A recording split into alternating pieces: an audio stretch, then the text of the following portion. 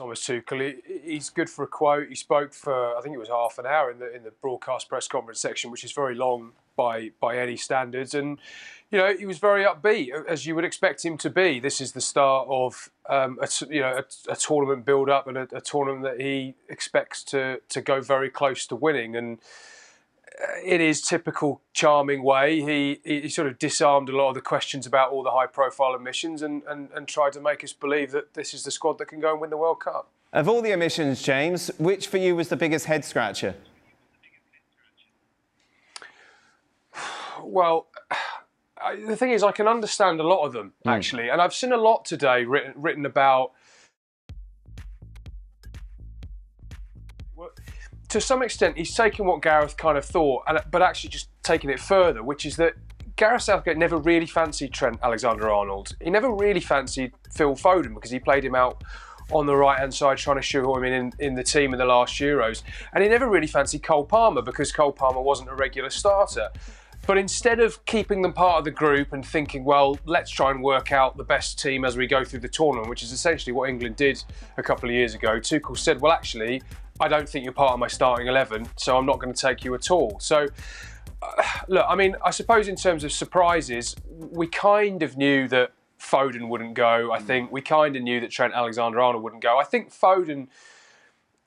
Cole Palmer's probably the one that surprises me because Cole Palmer, he scored in the Euros final a couple of years ago. He's not had necessarily the greatest season by his own standards at Chelsea, but he does give you that X factor. He's young enough.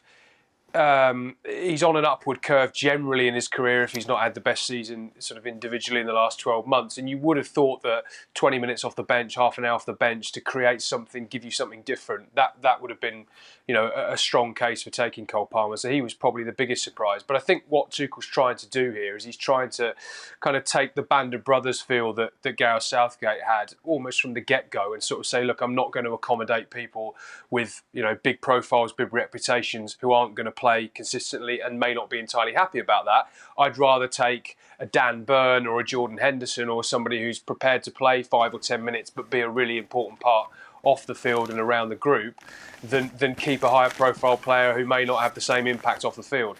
A lot of talk about the omissions, James. The inclusion of Toney, I think, kind of took everyone by surprise, didn't it? Yeah. I mean, nobody had that the day before and nobody really saw it coming. I mean, he's played 7 minutes under Thomas Tuchel and he's spoken today about how he actually had to speak to Toney about his attitude in following that camp. I think it was last June when he didn't really like what he saw. And you sort of think, well, he's gone from that to obviously playing in Saudi Arabia. Long debate about whether that league is strong enough to be judged on face value compared to the top European leagues.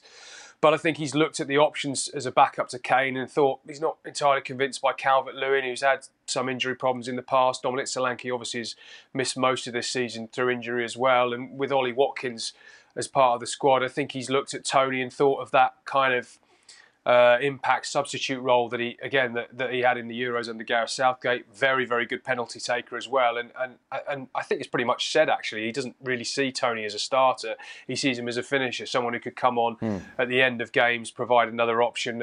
And obviously, if something happened to Kane, which would be catastrophic for England's chances of winning the World Cup, then clearly they've then got two options with Watkins as well as Toney. Jan, you followed Tuchel, of course, throughout all of his coaching career. I imagine what has happened over the last 24 hours hasn't particularly surprised you.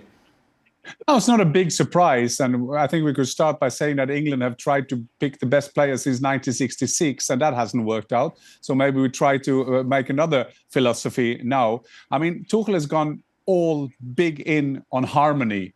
And, it's in the other World Cups, there's been a problem with the player from 16 to 22, and now it's going to be another problem being the players from 22 to 26. And then you have to look for the players who can make an impact when they get in.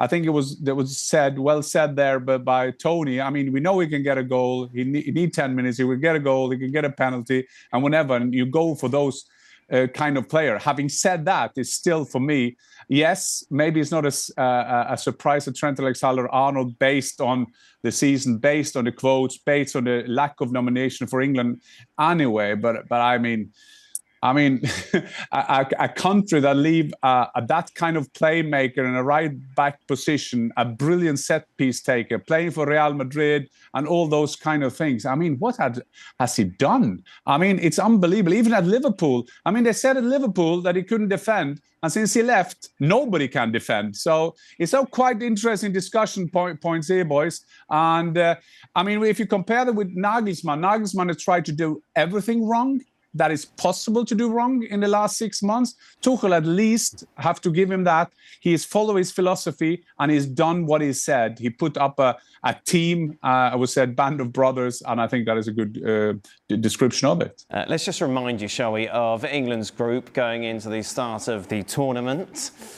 I've forgotten it. You're going to have to show me. I can't remember. We got it? Here it is.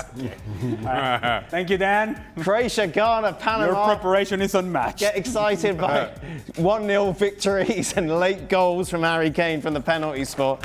We asked James to give us his starting 11 for that opening match. I suppose, Ali, the simple question is this team good enough to win the World Cup? And the answer to that, if we're going to keep it very simple, is no. They have quarterfinal written all over them with hopes to get to the semifinals, and then that's about it in terms of what I think is the ceiling to this group. Harmonious as it may be, it's lacking quality in key positions. And there's also a question to be asked about those players that have been included. What level of performance are you going to get from Bukayo Saka, for example, who hasn't been playing all that well? Jude Bellingham, who has had a very inconsistent season and injury-riddled season with Real Madrid. And then you continue to go down the line and down the path of some of the decisions that have been made, like Nico Riley playing left back.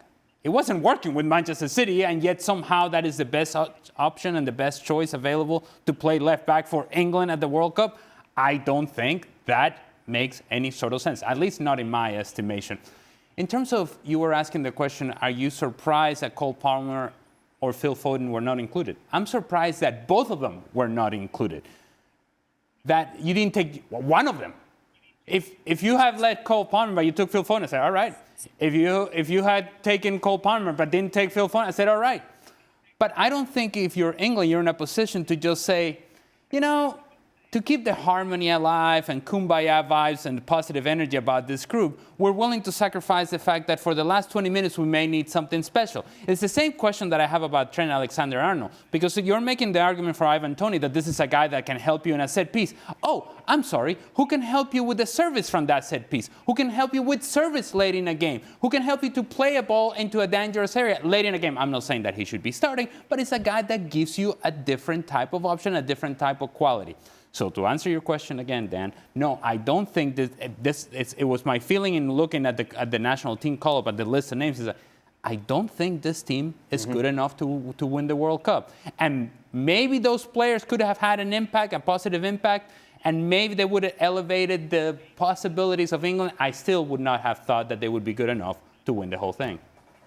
I'm with Ali on this. And the closer we get to the tournament, and especially when you see the other favourites in going into World Cup 2026, the less you're convinced by this England squad. And I think we have concerns.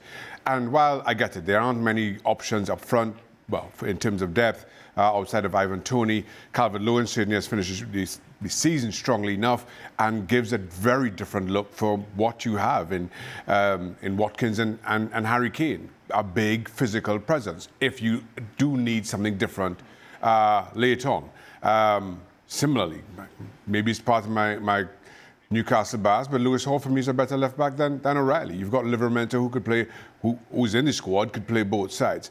The Stones inclusion is the one that most bemuses me. John Stones started 4 league games for Manchester City this season. Is that enough to have as a starting centre-back, or even a player that you can rely on in a tournament where the games are coming so thick and fast? I'm not sure. It feels like there are more questions about this England team now that the squad is named than we did a week ago before we knew for sure. James, the boys saying England shouldn't even bother.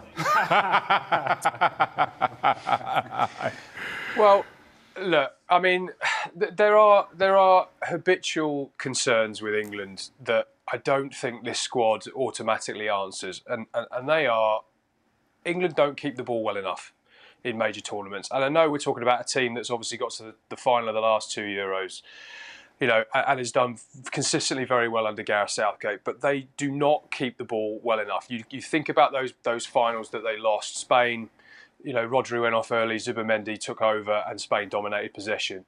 You think about that Euros final at Wembley, they went 1-0 up, second half, Verratti, Jorginho took the game over, took the game away from them. 2018, Croatia, semi-final, same thing, went 1-0 up, suddenly you've got Perisic, Modric, these players who are just taking over the game in midfield. There's a lot riding on Elliot Anderson being the player who can bring that composure, that maturity, that control to England's midfield. And look, he's had a great season with Nottingham Forest, and he's done it for the under-21s, and he deserves a chance, I think, to show he can do it. But it's a huge step from where he is and what he's been doing over the last 12 to 18 months to suddenly say, can you effectively anchor a team to go and win a World Cup? That would be a major concern for me. I think the centre-back problem is a long-standing one. Mark Gay, I think, going to City, I think will have really helped. He's really sort of stepped up and kicked on, I think, in the last sort of 6 months since he moved from Palace and has become a real mainstay. The guys are right to point out Stones is a concern from a fitness perspective, and left-back is obviously an issue. But also there's fatigue. You know, we often talk about this with England sides, you know, that they're brilliant in the autumn and the winter, and then when it comes to the summer, they don't have the same energy. And again, I'm conscious that we're talking about a team that's done so well in tournaments in recent years, but we're talking about 35-degree heat. We're talking about an Arsenal squad that's played 63 games, or will have done by the time they play their Champions League final. You've got 4 players from that in it. You've got Aston Villa players in there who've won the Europa League. Crystal Palace, Dean Henderson, of course, is playing in the Europa Conference League next season. So there are eight players in this squad have gone through to the finals of the European competitions. There's been another very intensive Premier League season. Of course, the title race has gone to pretty much the penultimate week. So, you know, all of that, I think, they're factors that just make me really concerned that England won't have the energy and the dynamism and solve those long-standing problems, particularly in central midfield and centre-back, that just make me think they're vulnerable to a top side, to a France, to a Spain, you know, who don't have those same sort of more obvious vulnerabilities.